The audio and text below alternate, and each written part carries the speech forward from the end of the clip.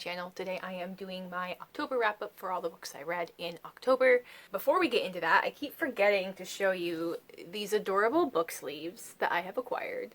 Before joining BookTube, I'd never heard of book sleeves and did not feel like I had a need for them. But as I've been reading more, and then as I've been slowly going back to work and actually taking my books outside of the house, I'm like, yeah, I would like something to just protect the pages from getting smushed or the corners from getting dog-eared. I follow Jurassic Reads, Angel from Jurassic Reads, and she has an Etsy shop called AngelMakesCrafts. And among other things, she has these adorable book sleeves. So this was the first one I got. It's kind of like a spooky tarot card print. And this is the middling size. And then I had some big books on my October TBR. And they did not fit in this one. So I'm like, and then I saw this print, which is like a gold leaf fall tone thing. So I just wanted to shout that out because they're adorable. And I don't know, holiday season, support indie craft makers. I will have a link to her shop. And she has an Instagram where she shows the stuff that's coming up on her shop. Like she'll preview the prints before they go live. And then, you know, she'll have a day where all of these new prints are released. I've actually been using them and I think they are great. Okay. Let's get into the books. Okay, so the first book I finished, I listened to the audiobook of Care Work, Dreaming Disability Justice by Leah, Lakshmi, Piepzna, Samaransinha, and this is narrated by the author.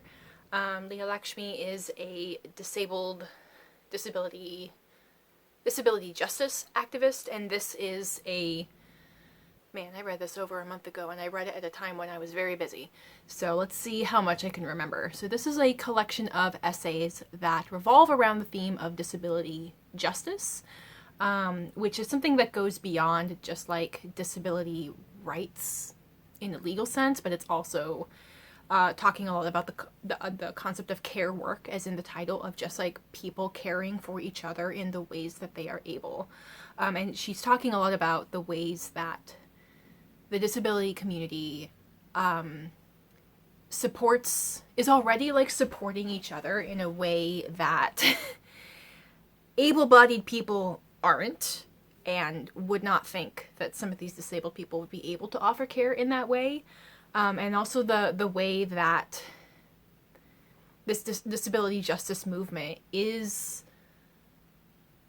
kind of at the forefront of kind of justice across the board for everybody, because there's a lot in there about compassion and rest and avoiding burnout, or when you encounter burnout, how to actually deal with it and recover from it and figure out how to prevent it in the future, rather than just feeling like a failure.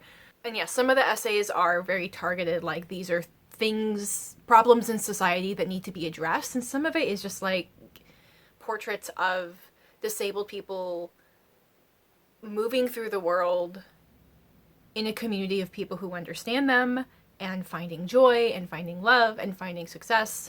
I kind of want to compare this one to Disability Visibility. I think the collection of essays format of it kind of lends itself to comparison, but I think Disability Visibility is definitely more about visibility, of just portraits of disabled people as portrayed by disabled people, not through the lens of able-bodied and neurotypical people. And I think Care Work definitely has more of a consistent call to action, and has some guidelines and some instructions for if you actually want to support disability justice, if you want to support the idea of justice at all, here's the kind of mindset. Here's how you need to change your mindset. Here's actions that actually have impact. Here's the kind of ableist ideas you need to unlearn.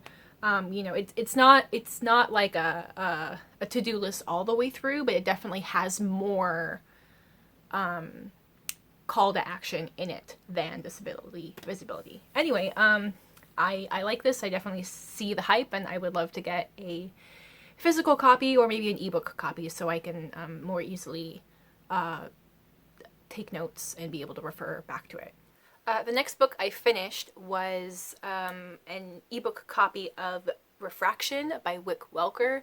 This is a fairly new release time travel science fiction book that I won in a Goodreads that I won in a Goodreads giveaway, and I actually quite enjoyed it. It follows three perspectives. It follows a man in the 80s who is inventing this, what do they call it? It's not a warp drive, but like this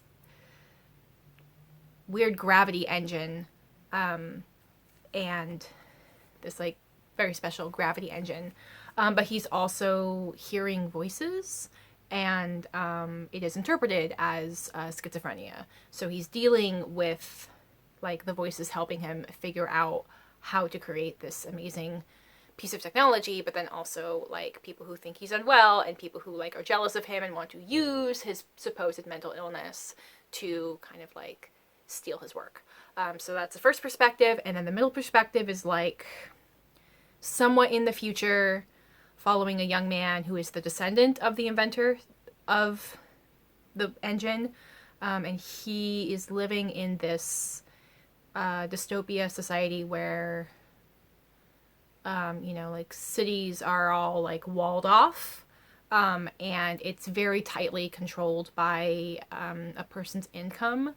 So it's kind of like, the city can only support so many people. So like when there's too many people for the city to support, they'll like rearrange like what the income cutoff is, and if you are below that, you get just kicked out into like the wasteland, and nobody really knows what is outside the walls of the city. And so this young man, he also starts hearing voices and getting glimpses of the past and the future. And then the third perspective is far in the future, on a colony on Mars. There is a sentient robot who has just been elected mayor of the Mars colony, and there's a lot of like prejudice and suspicion against him because like, are you really a sentient robot? And then they're also dealing with the fact that like this new colony is very utopian, and they had fled Earth that is now in this just apocalyptic chaos, and periodically they will get refugees who manage to fly a ship and make it to the Mars colony. There were some overarching themes that I felt were kind of heavy-handed, but not necessarily poorly done. They just were kind of heavy-handed. There's themes about like definitely about capitalism, consumerism, and the way the wealthy hold on to power. So like there's a line in here that says, "You can't have a utopia if the majority of the planet is suffering. The system will always break off, and the power always truly lies within the governed. The trick of the powerful is to fool the people that they have no power." The masses actually have a lot of power to dictate what happens in their society, but if you make them worry about having enough money, if you make them worry about access to education, if you make them worry about, being accepted in society, then they're too busy worrying about those things to actually fight the people who are oppressing them. So there's that theme, especially in the Mars perspective. There's a lot of discussion about like immigration of asylum seekers, and like what is the ethical responsibility of the haves in assisting the have-nots who come seeking for help. So again, like I think like they were those themes were like kind of like done kind of heavy-handed, but I feel like they fit with this. They fit with what was happening in the story.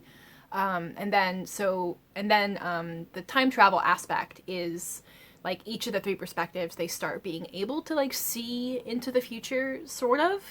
And also like each of these characters actually end up being connected, and like the way that they are connected is very interesting. Especially in the beginning, this is a very science heavy book. I actually felt like this would pair really well with The Order of Time by Carlo Rovelli that I read in September,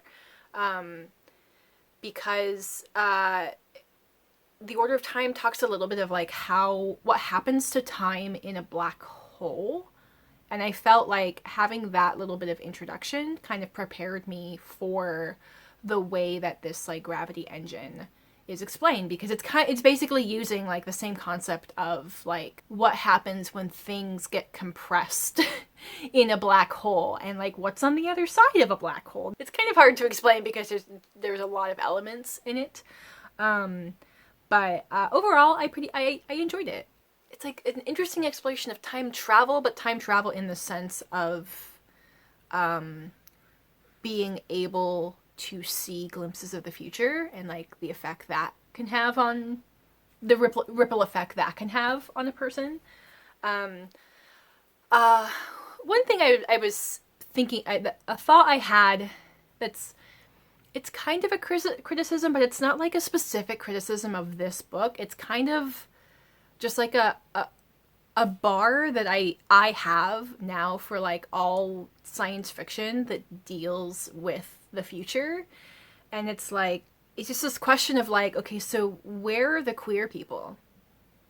Where are trans people? Where are non-heteronormative relationships? Where are disabled people? Where are the people of color? There are like a few characters of color in here, but they are pretty sprinkled in. And, you know, the questions are like, you don't necessarily need to like make those identities like major characters if that is not an experience you feel comfortable trying to write fully. But I have to question, like, when you write about these potential future societies and like all of the amazing things and all of their flaws, like, why do you not envision a future with people with these identities? Or I guess like there is a little bit of like disability representation in the Mars perspective, but it's comes in the guise of heavily disfigured asylum seekers from Earth. Like there's nobody, you know, with all of this like future technology, there's nobody with a disability who is thriving. It's like I have to question the people who envision this future that is still so white and able and heteronormative. And it's like, what? I have to question, why don't you see these people when you envision a future? I don't know. It's like if you wrote a book like with no women, I think we're past the point where you get to say that that's an accident. Like that's a choice. That's a choice that you chose to not see certain people in your vision of the future. Dear authors, things to consider. The next book I finished was I listened to the audiobook of Caste, The Origins of Our Discontents by Isabel Wilkerson, narrated by Robin Miles. Amazing narrator. I think you know, she really brought a lot of life into this book. So this is a nonfiction book where Isabel Wilkerson kind of talks about race in America, specifically the experience of Black people in America from the days of slavery onward, and describes it as the product of a social caste system rather than something that is generated by personal feelings and prejudice. And I feel like there's a lot in here that is not necessarily new ideas. It's just like explained in a different way. And it's towards the beginning of the book, she really draws the parallels between the caste system in India, the like social caste system that was dictated by Nazi Germany, and then the caste system of racial hierarchy in America. And in kind of comparing all of those, it's just a lot of examples that emphasize the different aspects that define a caste system. So I think in terms of, you know, making an argument and then presenting evidence that supports it, I think this book was very successful in that argument. But I think of like other anti-racism literature, like, stamped from the beginning, or how to be an anti-racist, in terms of, like, proving that racism is an enduring thing, and it is a system rather than just personal choices, and that is why it is so hard to completely root out and sometimes hard to fight against. I feel like this book doesn't, if it's the only one you've read, I think it's excellent. If you're someone who's read a lot of stuff, there's not a lot that's super unique. There was one thing that I took away from this one that I'm really, really grateful for. Just because, like, this book explained it in a way that crystallized this idea. So it's the idea of, when we think about, like, poor white people in America and the way that they tend to vote, we're like, why do they vote against their own interests? Why do they vote to cut funding for education? They benefit from that. Why would they want less of it? Why are they voting against universal health care? Why do disenfranchised white people tend to vote against their own interests? And this book doesn't really tackle the idea, but with the aspect of a caste system, it clarified the idea of, but technically they're not voting against their own interests. They're voting to preserve a caste system where they are above people of color, no matter what other factors there are in their identity. They are voting to preserve a caste system where the poorest white person is still above a wealthy person of color in terms of social hierarchy. Now, most people are not doing that very intentionally and with clarity, but it answered that question in a way that a lot of other books that I've read have kind of failed to answer clearly. Like, I'm thinking of Dying of Whiteness, that really tackles that question, and I don't think that it explained it as well as the concept of voting to preserve a caste system. So anyway, I'm definitely glad I read it. But it's great, but it's great in a way that I have seen before. The next book I finished was In Deeper Water by F.T. Lukens. This is a queer male-male romance between a prince who is a youngest son in a royal family who is bisexual or pansexual, who is, I don't think they specifically use those terms, but he is attracted to multiple gender presentations, who falls in love with a very interesting boy who turns out to be a merman. There's a little, I guess, like, that's a little bit of a spoiler, but like you see it coming, like, and the fact that, like, the strange boy is a merman is not, like, the most interesting part of, like, his whole story. So it is a romance between the two of them. It's very sweet. It's really not, it's not steamy, really. I mean, there's a lot of, like, longing and a lot of, like, fumbling kisses and stuff, but it's not graphic.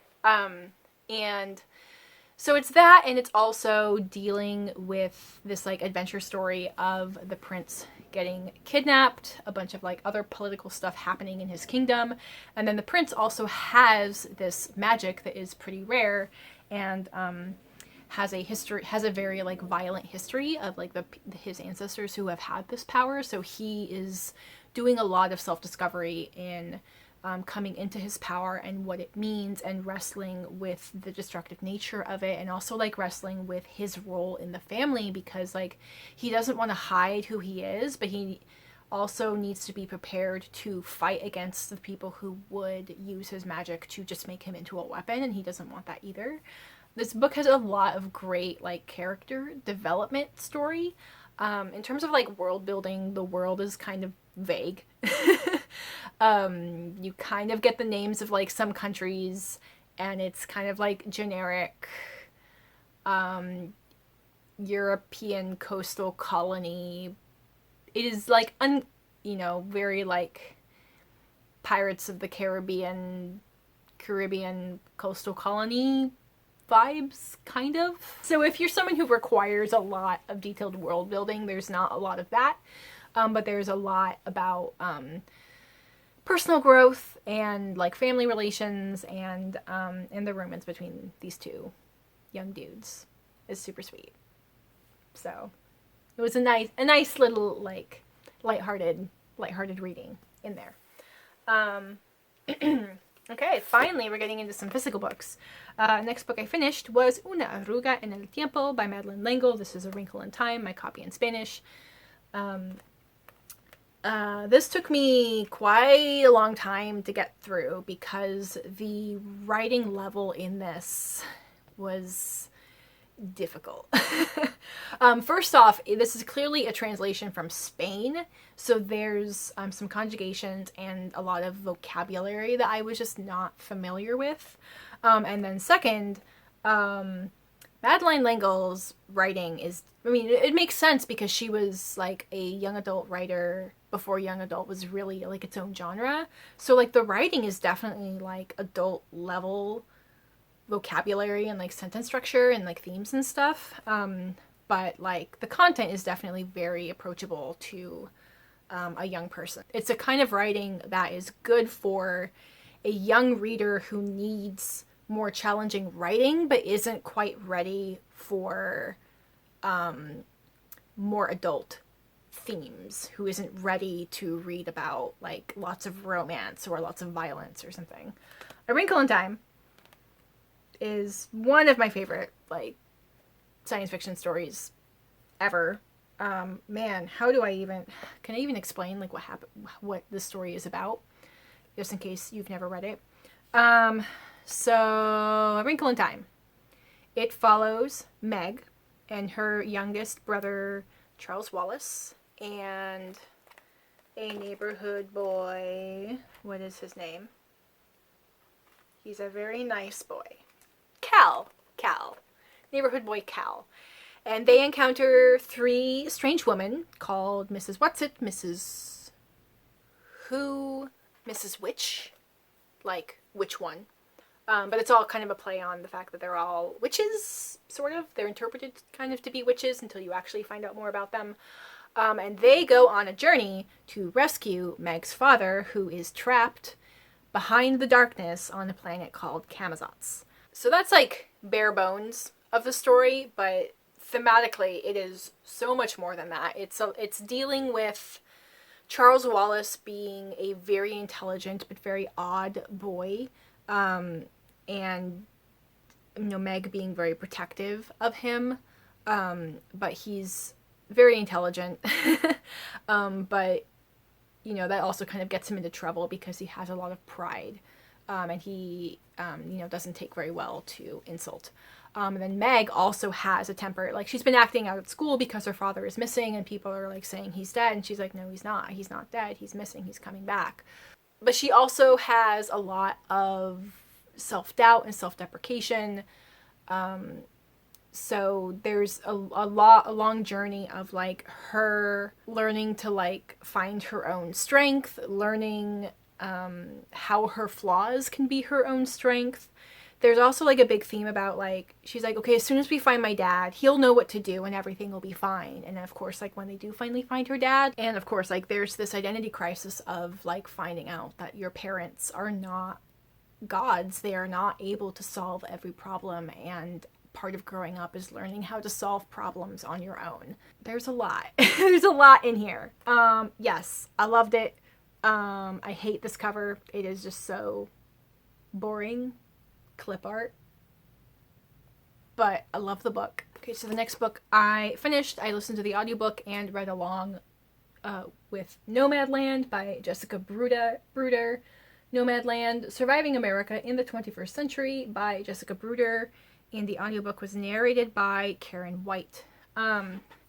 So this is a investigative journalism book that follows primarily retired age Americans, but also like Americans of any age, who are living nomadic lifestyles in the sense that they live in camper vans, that they travel around the country to find work. They live in like actual minivans. They live in, you know, converted vehicles. And they have no permanent address because they can't afford to. Mostly. Some of them come into this lifestyle by choice, as an option, as just like, and they discover it to be an option and they choose it. And some people kind of come into it as, you know, a last step before homelessness. And this nomadic population travels around the country following seasonal work. Primarily following like agricultural work, following summer campsite maintenance work, and Amazon warehouse seasonal work. And there's a lot in here about Amazon warehouses. So if you are very curious about what working in one of those is like, there's a lot of description in here about that. That's really interesting. And so this is kind of following like this collapse of the American dream of, you know, retired people who can't afford to retire. And a lot of this is a boom after the last great economic recession. When was this book published? Hold on. 2017. So not so long ago, but I think maybe before the rise of hashtag van life on social media, with a lot of younger people pursuing a nomadic lifestyle, and also finding more ways to work remotely in jobs that are not as physically demanding as the ones that are in this book. But this book really focuses on like the older Americans, people who have been failed by the American dream of you work hard, you get rewarded, and you get to retire into a comfortable life, and just like how unobtainable that dream is for so many Americans, and that number is growing. And then the way that these workers are like exploited because they don't have a lot of options. But also there is a lot of joy in here. There's a lot of joy of like the community of these people. There's a lot of discussion of the freedom that people find in like no longer being tied to paying rent, no longer being tied to owning a specific piece of property, and finding like financial freedom, and finding just like, they talk about, oh, what's his name? Bob Woodward. He has a YouTube channel called Cheap RV Living, and he's kind of like the van life, mobile, nomad life expert, in terms of like how to prep your vehicle, where to find resources, everything. But he talks about like the freedom of finding an option for living and thriving that was never discussed to you. That was never, you were never told that this was an option, and how freeing that to discover something beyond get a job, buy a house, get married, raise kids, grow old, and die. So anyway, yeah, this is fascinating. I took like some like long form notes, which I usually never do. One of them is like when they're talking about like factory work in terms of like the exploitative practices of like Amazon work and factory work is, let's see, safety and OSHA inspectors, they often find no violations and recommend no changes. So like some of these hazardous and exploitative working conditions are still technically legal in this country. I think in this one they were talking about really like chronic static shocks, like when you're walking over a plastic floor and then like touching a lot of metal, like to the point where like, you know, your muscles will convulse and you'll drop something and injure yourself or something. Or like because the official regulations have been met, they're just like, too bad, it's just a hazard of the job, rather than like, oh, people are getting hurt, we need to change something. To summarize, it's great. I haven't seen the movie. I'm curious about the movie. If you've seen that movie, let me know your thoughts.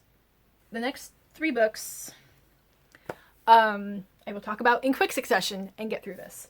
So then I read Fledgling by Octavia E. Butler, which is a standalone vampire novel that she wrote. I read In the Forest of the Night by Amelia Atwater Rhodes, and I read The Beautiful by Renee Adieh. And I read all 3 of these books for a vampire fiction reading vlog that I actually really enjoyed filming, and of all of my vlogs has, I think, come out and been the most interesting. So I will direct you to that vlog for more thoughts, but I thoroughly enjoyed all of them. I have 3 other books in this series that I look forward to rereading in the near future, and I look forward to reading more books in this series because I just ate this up. And I'm sad that Fledgling is a standalone. Okay, great. Alright, next book I finished. This was a book I kind of read in preparation for Tome Topple. I reread The City of Brass by S.A. Chakraborty. I fucking loved it. I think I read this first in March of this past year. I will link that reading wrap up to see more of my thoughts for that book. Next, I listened to and read along with Hunger, a memoir of my body by Roxanne Gay, and this was narrated by the author. I've never read anything else by Roxanne Gay, but I have heard great things, and this has definitely inspired me to read more of her stuff. So this is a memoir of Roxanne dealing with her life as a fat woman, a very fat woman, and also like how that fatness was heavily influenced by a sexual assault that she experienced as a teenager, and how like she kind of needed to like build her body into a fortress, build her body into something that would keep her safe from that kind of attention and that kind of violence. And I really appreciated this because she starts it by saying like, this is not a memoir of overcoming. This is not a memoir of weight loss. This is not a memoir of, magical healing. It is a memoir of dealing with moving through the world as a fat person, moving through the world as a fat woman, as a woman who has experienced sexual trauma, the ways that like her family's culture have influenced it, and the ways that society is really awful to fat people. Ugh. But I also really appreciate that like it's a story of like her learning how to take care of herself even when she doesn't always love herself. Yeah, there's like a realization she had about taking care of herself when she broke her ankle and needed to call someone to help her because she couldn't move. I finally recognized that I matter to the people in my life and that I have a responsibility to matter to myself and take care of myself so they don't have to lose me before my time, so I can have more time. When I broke my ankle, love was no longer an abstraction. It became this real, frustrating, messy, necessary thing, and I had a lot of it in my life. It was an overwhelming thing to realize. I am still trying to make sense of it all, even though it has always been there. I think it is so valuable and so critical that we have works of people from marginalized identities that is not always like a story of success. I escaped this horrible situation that I was in. It's recognizing that like a lot of what is horrible is not my fault. Other people treating me like less doesn't actually mean that I am less. And I think that there is something still very empowering in somebody finding moments of happiness and finding moments of success and thriving in a life and in a body that is still imperfect, and knowing that like I will have days where I don't take care of myself very well, and tomorrow I try again. Her writing is excellent, and I am definitely interested in reading more from her. Then the next 2 books I finished were The Kingdom of Copper and The Empire of Gold by S.A. Chakraborty. I don't have my physical copy of Kingdom of Copper right now because I lent it to my dad, but I finished both of these chunky books in October. Love them. Great. Kingdom of Copper, man. In Kingdom of Copper, I started to see a lot more parallels of the politics of Daevabad and dealing with the Devas and the Jinn. And I was seeing, in particular, more parallels with Jerusalem and how that is a city that is very important to the 3 major Judeo-Christian faiths of Christianity, Judaism, and Islam, and how that has led to this being a very contested city. And I also was seeing a lot of parallels of prejudice and behavior of Jewish people throughout history in the Middle East. And this is also like my very little knowledge of that specific history. And I'm sure that there was so much other history in that region that is influenced in this story that I'm just unaware of. I just know like the big ticket items of like, Israel and Jerusalem. And I'm not saying that the events in this series is a direct parallel to these historical events. I definitely think this is its own unique story, but I definitely see the impact of these massive historical conflicts that continue to this day. And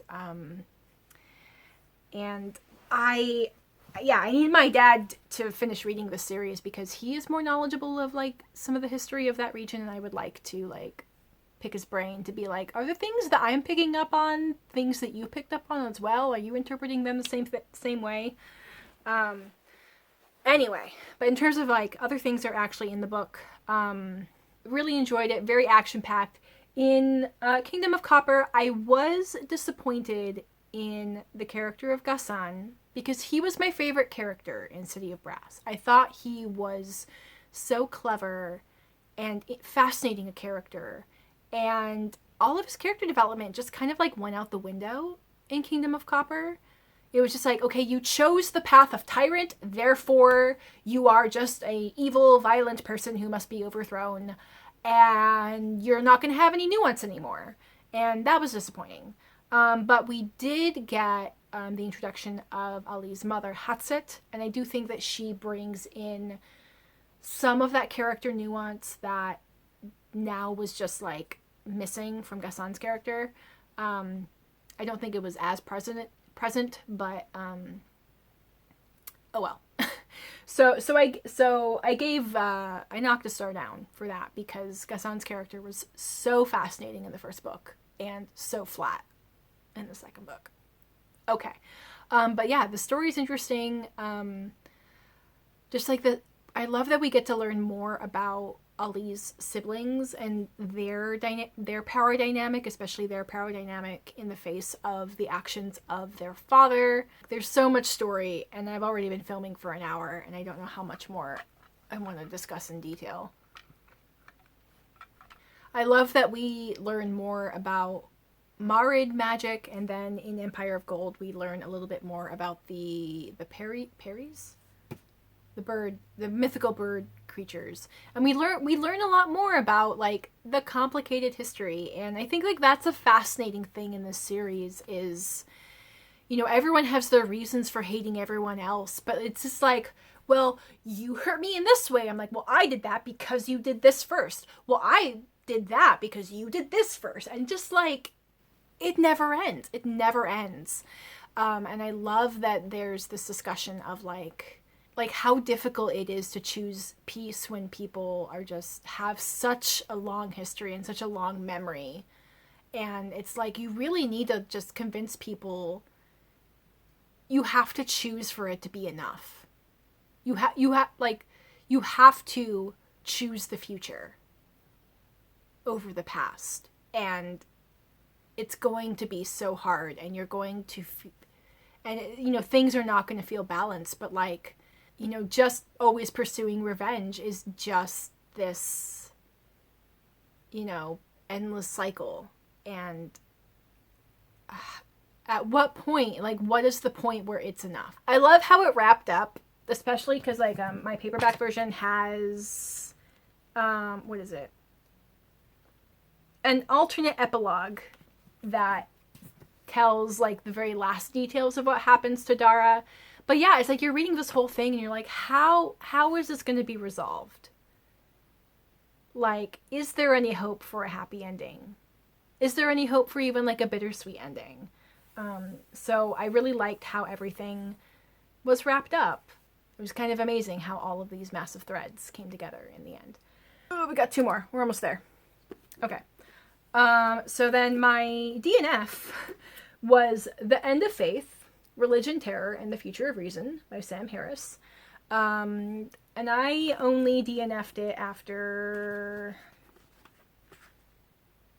20 pages. I was trying to make it through the first chapter, and then I came to this paragraph, and I couldn't anymore. I was already not enjoying it, and I just couldn't. He's asking all these questions like, what makes one person happier than another? Why do we genuinely prefer beauty to ugliness and order to chaos? Is the ego an illusion? If so, what implications does this have for human life? These are ultimately questions for a mature science of the mind. If we ever develop such a science, most of our religious texts will be no more useful to mystics than they are now to astronomers. And I'm just like, if we ever develop such a science, have you never heard of psychology? Have you never heard of sociology? Have you never heard of neuroscience? This book's not that old. Okay, I should go back and say what this book is actually about. I'll just read the blurb on the back. In The End of Faith, Sam Harris delivers a startling analysis of the clash between reason and religion in the modern world. He offers a vivid historical tour of our willingness to suspend reason in favor of religious beliefs, even when those beliefs inspire the worst of human atrocities. While warning against the encroachment of organized religion into world politics, Harris draws on insights from neuroscience, philosophy, and Eastern mysticism to deliver a call for a truly modern foundation for ethics and spirituality that is both secular and humanistic. But he even fucking mentions, like, neuroscience in the blur, but then, like, he fucking acts like that such a thing doesn't exist. That's the thing, is, like, he is, like, arguing for logic and evidence, but he's making all of these bold statements with no evidence. He's talking about, like, you know, here's the science that disproves this stuff, and then turns around and acts like this science doesn't exist. I fucking couldn't. I am totally open for discussions arguing for complete atheism, for the concept of atheism, but this dude's writing style and the way that he was presenting arguments was not for me. Again, like, normally I wouldn't, like, even mention a book that I had DNF'd after only 20 pages, but this has, like, been on my TBR for almost a year, and I mentioned it in, like, books I need to read by the end of the year, so I'm not gonna read it. Nope. The last book I finished was This Changes Everything, Capitalism versus the Climate by Naomi Klein. And I listened to the audiobook of this that was narrated by Ellen Archer. So this is, you know, like in the title, Capitalism versus the Climate, basically a in-depth research journalism exploration of how capitalism and consumerism are huge impediments to our society actually being able to tackle climate change. Just like the power of the oil industry, the coal industry, and, like, manufacturing, how basically, like, our governments have allowed massive corporations to write the regulations of their industry around, like, climate impact. And it's like, well, fuck, no wonder that those regulations, like, aren't doing shit to protect our planet and protect our climate. And it's like, we've dug ourselves into this hole.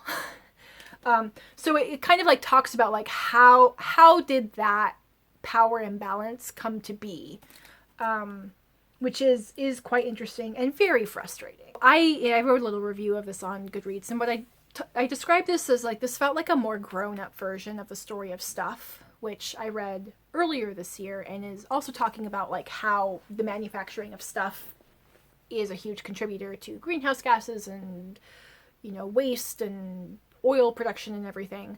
But like the writing tone of that felt kind of juvenile. And then this had something that I felt was really missing in that book, and that is a really good acknowledgement and focus on indigenously in North America.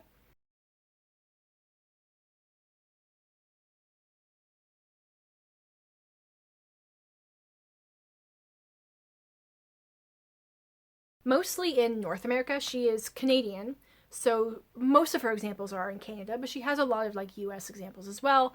And she has like some examples of like indigenous and local activism in Africa, in Asia, in like Eastern Europe, of like these grassroots organizations being on the front lines of saying, no more, you're not allowed to do this anymore, you're not allowed to drill more pipelines, you're not allowed to, we have a right to clean air and clean water.